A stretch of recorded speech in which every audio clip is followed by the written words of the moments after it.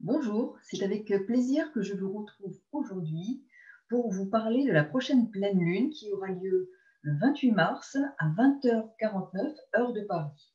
Donc pleine lune qui se déroulera dans le signe de la Balance.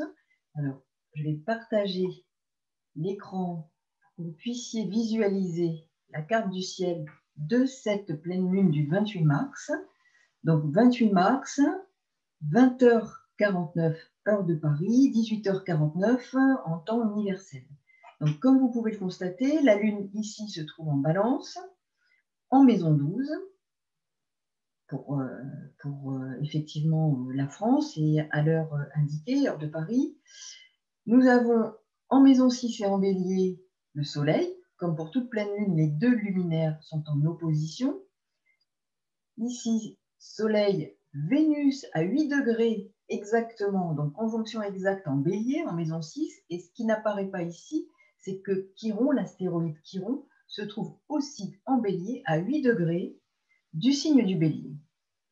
Nous avons ici un triangle, qui est un triangle très intéressant, donc Mars, Saturne, ici, donc au trigone, et au trigone également de la Lune.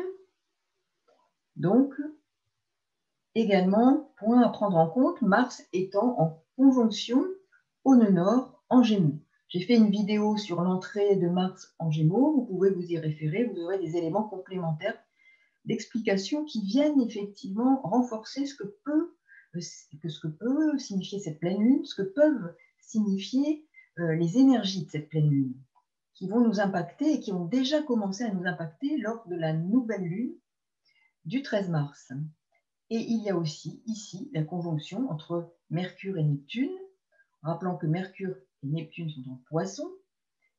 Le maître du Poisson, nous avons ici Neptune, sachant que le Poisson est en analogie avec la maison 12, où se trouve la pleine lune pour cette pleine lune du 28 mars. Donc il y a beaucoup de choses à préciser pour cette pleine lune qui est très riche d'enseignements et qui va nous porter à travailler sur nous, tout particulièrement sur nos blessures, puisque nous avons ici Chiron qui est en opposition à la Lune et conjoint exactement au Soleil et à Vénus. Donc je vais détailler tout ça parce qu'il y a effectivement beaucoup de choses à comprendre, dont on peut se saisir pour notre travail personnel à travers les événements que l'on peut rencontrer, auxquels on peut être confronté, à des événements, je dirais, extérieurs et aussi des situations intérieures très prononcées qui peuvent nous amener à avoir un nettoyage et un tri à faire. Donc, je dirais nettoyage de printemps. Donc, cette pleine lune est effectivement très riche. Alors, pleine lune qui nous parle, je dirais, en tout cas, qui met le focus sur ce qui commence et ce qui a commencé avec la nouvelle lune le 13 mars. Nouvelle lune, comme je vous le disais, qui était particulièrement complexe en lien avec l'émergence de blessures. Les blessures, on fait le lien avec Chiron, qui est en Bélier, et qui sont là, justement, blessures mises en lumière avec cette pleine lune en Balance. Et je vais y revenir plus loin. Donc, comme toute pleine lune, ce que je vous disais, il y a effectivement un focus qui est mis sur la thématique, la problématique identifiée au moment des énergies de la nouvelle lune. Cette pleine lune en Balance nous propose des énergies qui vont nous mettre, si l'on sait s'en saisir, qui vont nous permettre de faire le tri en nous, de faire le nettoyage de printemps, qui nous permet de dévêtir le vieil homme. Nous avons Saturne ici, qui est au trigone de la Lune, et de nous défaire des habitudes du passé, des habitudes de fonctionnement psychologique et psychique, puisque la Lune est en 12, pour nous permettre d'engager une nouvelle phase de vie. Nous sommes effectivement dans l'axe Balance-Bélier, mais aussi 6 et 12. Donc l'année astrologique débute le 20 mars, à l'équinoxe de printemps. Donc ce premier jour de l'année astrologique, ce sont les énergies de début, dans le signe cardinal qui est le signe de feu du Bélier. Le feu des débuts, des amours naissantes, c'est une porte énergétique qui s'ouvre. Quand je parle d'amour naissance, ça peut être effectivement très concrètement des amours qui vont prendre naissance à ce moment-là, mais aussi au sens plus large. Donc, voir ce qui fait blessure d'amour et qui va devoir être à ce moment-là travaillé par ces énergies de renouveau. Nous avons, comme vous l'avez vu, un beau triangle entre 3 signes d'air, ce qui est un atout, un levier, notamment alors pour les activités commerciales, les activités d'expression en général. Cette figure peut évoquer parfois l'inertie, car effectivement, 3 trigones, ce triangle peut inciter à la stabilité, ce qui est une bonne chose. Mais en même temps, on peut aussi dire que quand il y a inertie, stabilité trop importante, inertie, il n'y a pas d'action qui est menée pour une transformation, comme dans les carrés qui poussent à une forme de crise pour nous réinterroger sur des fonctionnements. Toutefois, nous avons ici, en face, le Soleil en Bélier, Chiron et Vénus. Et là, on peut penser qu'il s'agit de trouver le juste équilibre entre le besoin, la nécessité d'agir, la nécessité d'oser prendre l'initiative, d'oser prendre des initiatives, des décisions dans l'intérêt de notre santé au sens large, santé psychique, spirituelle et physique, puisque nous sommes dans l'axe 12 et 6, où se déroule cette pleine lune. Il y a donc un besoin de prendre du recul pour prendre la bonne décision, ce que confirme effectivement le trigone de Mars avec Saturne, donc la sagesse au service de l'action. Le Soleil est en Bélier, donc comme je disais, conjonction exacte entre le Soleil et Vénus à 8 degrés du Bélier. Eris, par ailleurs, planète naine jumelle de Pluton, est aussi en Bélier, à 23 degrés, donc au carré de Pluton. Là où est la discorde, se trouve la possibilité de réconciliation. Eris nous dit qu'effectivement, là où se trouve cette discorde, nous avons aussi matière à puiser les éléments qui vont nous permettre de faire la paix. Donc, nous sommes là dans l'axe Bélier-Balance, maison 6 et maison 12. La question qui se pose, c'est comment se réconcilier avec la vie qui est en nous, cet élan de vie qui est présent en cette phase Bélier. Sur quoi devons-nous agir? Mars, l'action mise au service du nœud nord, qui nous donne une indication sur ce vers quoi l'on doit aller, ce que l'on doit développer. Ici, outre le Gémeaux, il faut regarder dans quelle maison de votre thème le nœud nord transite. Donc, ce sera un indicateur supplémentaire sur ce sur quoi vous devez agir pour engager une transformation. L'action au service de la transformation, de tendre vers quelque chose qui est moins connu pour vous, pour nous, mais vers quoi l'on doit tendre. Cette lune en balance est en maison 12 et la conjonction Soleil-Vénus en maison 6. Alors Chiron ici, qui est effectivement conjoint au Soleil et à Vénus, en transit en Bélier. Selon la maison où Chiron se situe en transit pour vous, vous aurez à comprendre le lieu où va s'exprimer la blessure, où vous allez devoir agir, déployer vos perceptions de ce qui est à comprendre, à dépasser. C'est aussi le lieu qui peut être celui d'un véritable développement, d'un véritable épanouissement, si vous savez vous saisir de ce que Chiron indique et vous présente comme défi, comme opportunité de changement, de transformation, de guérison, en tout cas d'attention aux blessures qui sont les nôtres et qui sont les vôtres. Chiron forme un pont entre Saturne et Uranus. Il est un guide, un enseignant guérisseur. En Bélier, il nous demande d'utiliser les qualités du Bélier dans le domaine qu'il traverse pour faire face à ce défi. D'autant que cette pleine lune met aussi l'accent sur cet axe Bélier-Balance. En maison 12 et 6, celle du soin, celle de la santé.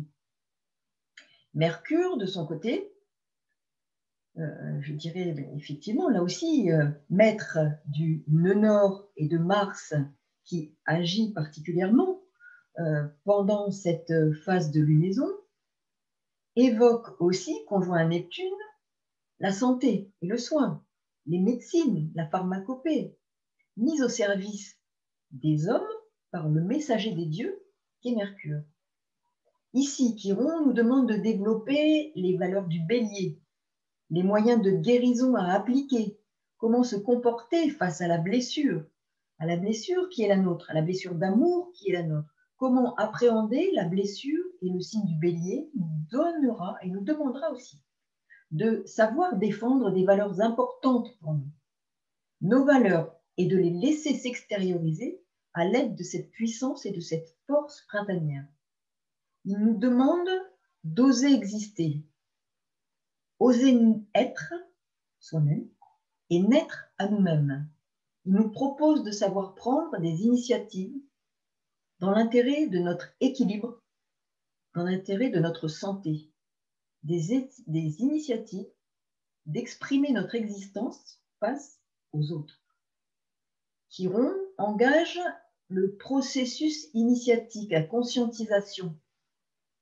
Chiron en maison 6 parle du lieu où va s'exprimer la blessure. Pour ce thème, mais selon où il se trouve, effectivement, dans votre thème, vous lui donnerez le sens le plus proche de ce dont vous avez besoin. L'insatisfaction par rapport à un sentiment personnel d'imperfection est tout à fait envisageable dans ce Chiron en maison 6.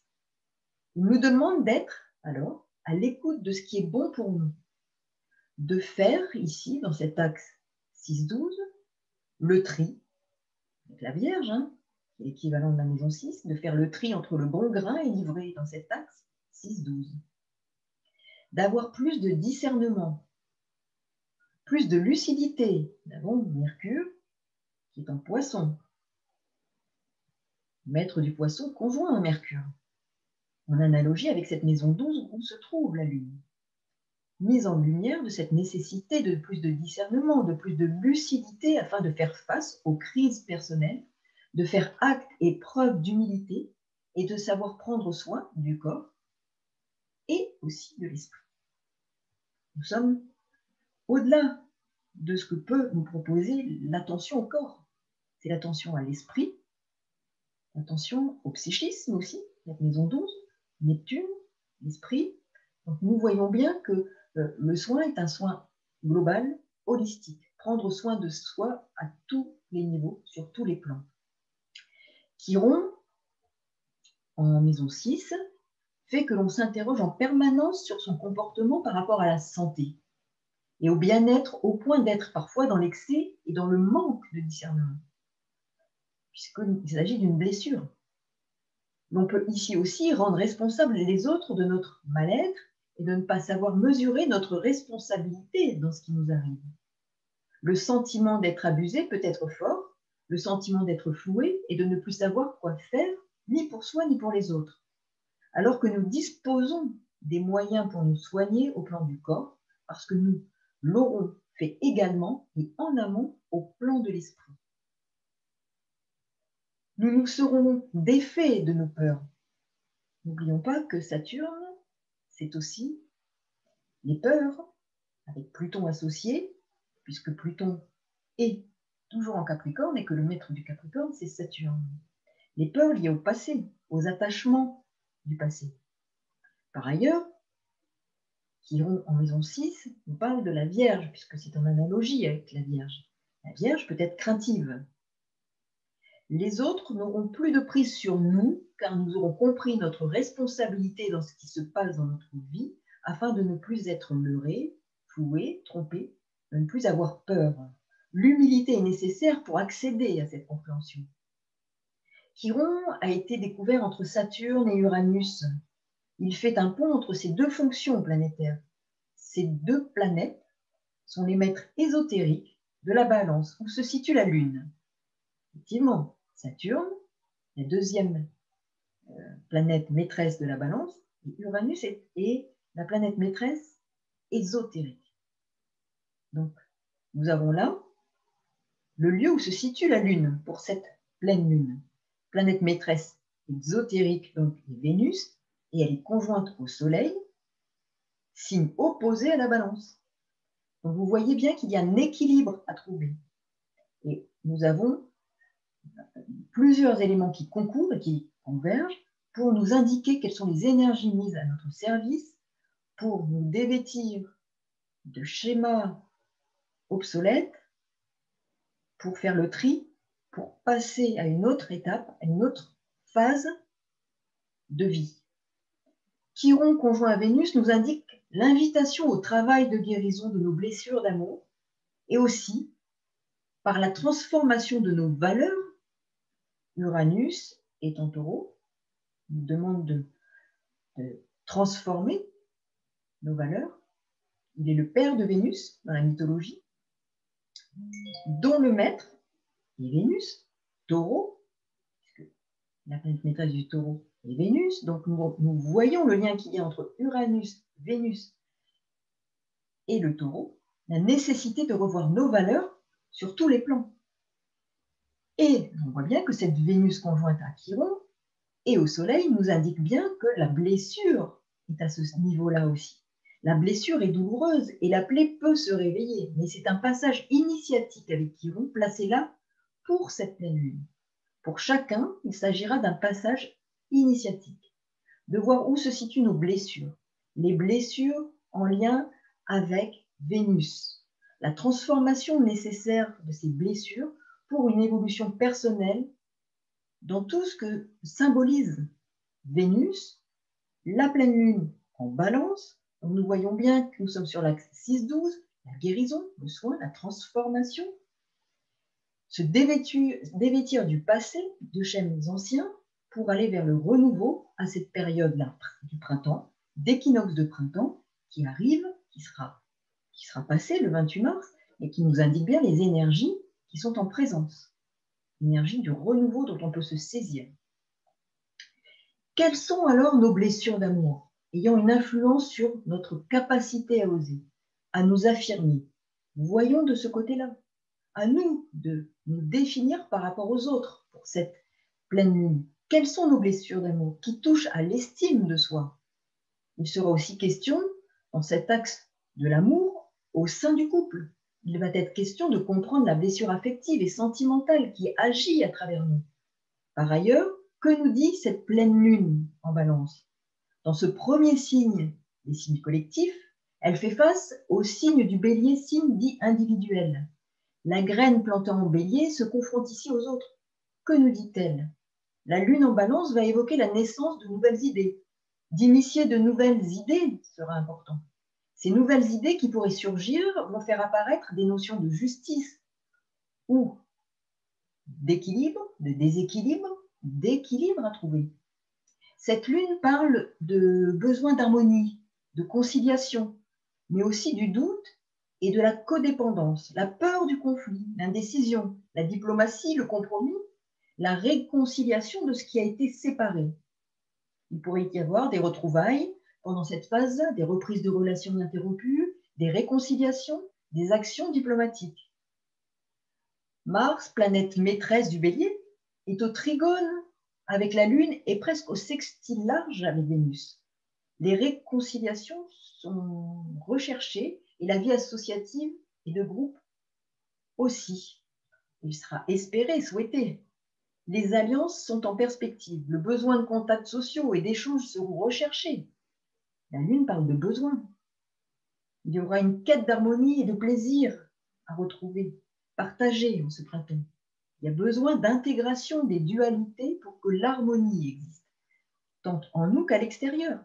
Par exemple, les conflits hommes-femmes seront peut-être mis en lumière pour que nous comprenions ce que nous devons intégrer comme part du masculin et du féminin en nous afin de vivre en paix et en harmonie. Cet axe 12-6, en lien avec cet axe Bélier-Balance, nous demande de soigner notre part masculine et notre part féminine afin qu'elles se projettent dans la vie relationnelle et incarnent la quête d'harmonie et de paix. La réconciliation, l'équilibre entre ces deux pôles, avec l'aide de la Lune, est un grand symbole au regard de la violence qui s'exprime dans nos sociétés, notamment entre les sexes actuellement. Cette pleine Lune va nous pousser à faire le point entre nos désirs, l'émergence de nos désirs et la place des autres, le respect des autres, le potentiel de violence en nous et la capacité de respect du vivre ensemble. Le désir est préalable à toute initiative, à toute action. Mais comment exister sans nuire à l'expression de la vie ensemble? Ici, il nous est proposé de reconnaître la complémentarité, de reconnaître l'autre, d'accepter l'altérité et l'expression de ce qui est l'autre tout en existant soi-même. Le sujet, là, avec cette pleine lune, est de savoir composer, mais aussi et surtout de savoir s'opposer. Mars en Gémeaux, au trigone de Saturne, autre planète maîtresse de la balance, nous demande d'agir de façon constructive, d'agir de façon intelligente, afin de comprendre comment s'opposer à ce qui n'est pas bon pour nous, pour notre santé, dans cet axe 6-12, sur tous les plans, en prenant des initiatives justes et en osant dire et penser et s'affirmer malgré une majorité qui cherche la paix et le consensus, mais par peur du conflit. Chiron est en bélier, par peur des représailles. Ce consensus est contre-productif pour cette pleine lune en balance. Cette pleine lune nous demande d'apporter des idées pour harmoniser un système, une société, le collectif. Cette pleine lune nous demande de sortir de notre neutralité, de faire des choix éclairés, éclairés par le soleil héroïque en bélier, celui qui défend des valeurs avec Vénus également en bélier. Cette pleine lune nous demande de devenir autonome, de ne pas dépendre des autres et de s'exprimer sans craindre les autres et leurs réactions par peur de la solitude ou d'être rejeté hors du collectif, hors de la société. Il nous est demandé d'établir des choix qui sont au fond de notre cœur, mais que le mental ne permet pas d'exprimer ou de suffisamment identifier. Mercure est en Poisson conjoint à Neptune. Il peut y avoir flou et illusion, erreur d'appréciation. Cette conjonction est en Poisson en analogie avec la maison 12 où se trouve la Lune, la pleine Lune, ici, qui symbolise aussi la population, qui pourrait être en repli, en retrait, voire confinée, alors que l'envie est d'épouser les énergies du printemps. Effectivement, cette pleine lune est en maison 12, celle des épreuves, celle du retrait, des hôpitaux, la population. Donc on voit bien tous les enjeux de ces énergies en présence. La lune ici en balance éprouve le besoin d'aimer, d'échanger, de créer. L'inspiration en 12 est grande. Et le besoin de contact et de rencontrer les autres avec cette énergie du printemps pousse au contact. Mais qu'en sera-t-il vraiment? Là où vous avez la balance dans votre thème est l'endroit où vous cherchez à vous unir, à partager, à vivre plus particulièrement l'harmonie. Donc regardez, cette pleine lune vous donnera des indications, vous éclairera sur ce que vous avez à travailler dans ce domaine, dans cet axe et par rapport à vos blessures correspondant aux valeurs vénusiennes. Alors, juste pour une précision, je suis aussi psychologue clinicienne, psychothérapeute, bien sûr j'utilise l'astrologie, et je voudrais dire que là, nous avons à travers Chiron dans cet axe-là, en bélier, la possibilité d'identifier où sont nos blessures profondes, et savoir aussi où est le levier, où sont nos ressources. Parce que quand on travaille sur les blessures, c'est important bien entendu de les identifier, mais aussi de voir quelles sont nos ressources, parce que nous avons les ressources. En même temps, on nous indique où se trouve Chiron, où se trouvent nos ressources, notre potentiel, les valeurs à exploiter qui sont en nous. Ce sont des leviers, des ressources qui sont là à identifier pour nous soigner, pour avancer. Et ces énergies de pleine lune sont particulièrement favorables et propices à ce travail de soins et de guérison. Voilà. Pour cette pleine lune du 28 mars, merci en tout cas pour votre écoute. Merci pour tous vos messages. À très bientôt. Et puis, je vous souhaite de très belles énergies pour cette pleine lune. Au revoir.